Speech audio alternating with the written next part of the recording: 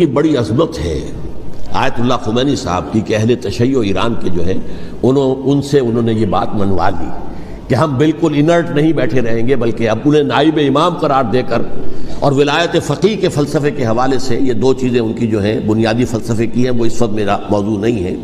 انہوں نے عوام کو ایسا کھڑا کیا ہے کہ 20,000 سے لے کر 30,000 کے درمیان انسانوں نے جانیں دے دی، عورتوں کے جلوس نکلے، شیرخوار بچہ گود میں ہے عورت کے اور گولی کھا رہی ہے اور مر رہی ہے، گر رہی ہے۔ آپ سوچئے زندگی کتنی عزیز ہوتی ہے، اور شیرخوار بچے کے لیے ماں کی جو زندگی ہے اس ماں کو اپنی زندگی کتنی عزیز تر ہوگی کہ اپنے لیے نہیں تو اس بچے کے لیے مجھے جینا ہے، لیکن نہیں، گولیاں کھائیں اور گری۔ یہ جذبہ انہی میں ہے۔ واقعہ یہ ہے کہ اہل سنت کے اندر یہ جذبہ نہ ہونے کے برابر ہے۔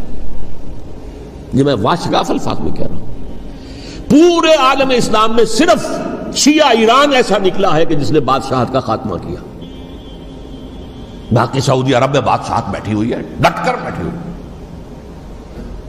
اربوں ڈالر کا ایک ایک محل بنتا ہے ان بادشاہوں کا، اور سنی سن ہے، سن، کوئی حرکت نہیں۔ وہ تو اب جو حرکت ہو رہی ہے وہ اینٹی امریکن حرکت ہے جو ہو رہی ہے، وہ در حقیقت وہ مسئلہ بالکل دوسرا ہے جو اس وقت ہو رہا ہے، لیکن یہ کہ عالم اسلام میں کوئی تحریک ایسے نہیں اٹھی۔ یہ اہل تشیع میں ہے جو بالکل استثنائی بات ہے کہ انہوں نے جو ہے ایسا بادشاہ جس کو کہا جاتا تھا کہ اس کا جو اسلحہ خانہ ہے وہ ایشیا میں سب سے بڑا اسلحہ خانہ ہے، جو 2500 سالہ پرانی جو ایک عظمت تھی ایران کی اس کو دوبارہ تازہ اور زندہ کرنا چاہتا تھا۔ 2500 سالہ برسی اس نے منائی تھی، اس کے لیے ایک شہر آباد کیا تھا کہ خسرو یا سائرس یا ذوالقرنین قرآن مجید کی اصطلاح میں اس کی یادگار بنائی تھی، اور وہ سوچ رہا تھا کہ وہی عظمت دوبارہ ایران کی ہوگی جو کہ خسرو کے زمانے میں تھی، جس کا قرآن مجید میں سورہ کہف کے اندر ذکر ہے، مشرقی فتوحات، مغربی فتوحات، شمالی فتوحات۔ تو وہ بادشاہ ہے، اس کو بھاگنا پڑا وہاں قربانی کی وجہ سے۔ تو یہ جو ہے واقعہ کربلا نے، اس میں کوئی شک نہیں ہے کہ ایک ایسی مشعل روشن کی ہے جس کو کہ ہر شخص کو دیکھنا چاہیے۔ یہ بھی انسان، جیسے کہ اقبال نے ایک شعر کہا تھا غالب کے لیے، فکر انسان پر تیری ہستی سے یہ روشن ہوا ہے، پرے مرغ تخیل کی رسائی تاک ہو جا۔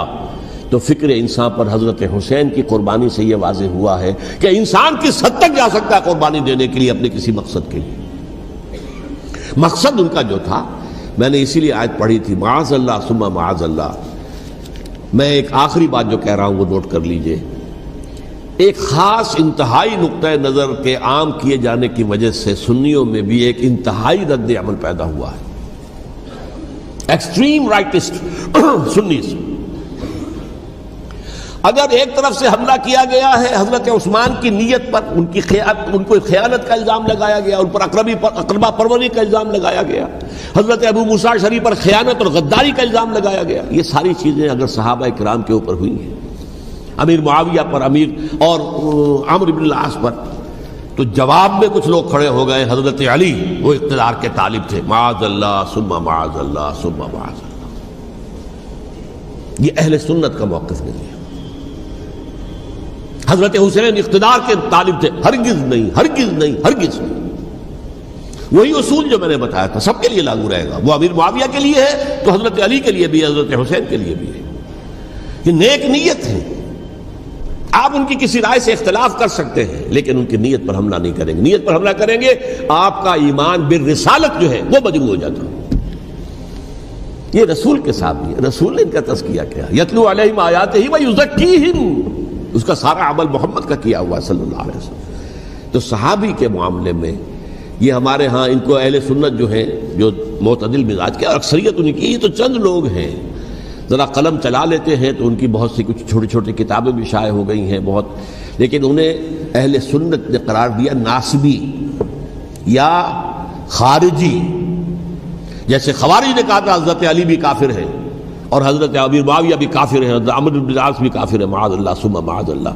ایسے ہی کچھ لوگ حضرت حسین پر بھی الزام لگاتے ہیں کہ اقتدار کی ہوس اور طلب کے اندر انہوں نے یہ سارا سفر کیا تھا، اور بس یہ ہے کہ وہ جو بازی تھی وہ ہار گئے، اللہ اللہ خیر صلی اللہ، اس سے آگے کیا ہے معاملہ؟ نہیں، معاذ اللہ ثم معاذ اللہ۔ اسی لیے میں نے آیت آج جو پڑھی تھی ایک اور جو بہت بظاہر آپ کو معلوم ہوئی ہوگی، غیر متعلق ہے میرے آج کے عنوان سے، تلک الدار الآخرۃ نجعلها للذین لا یریدون علوا فی الارض ولا فسادا.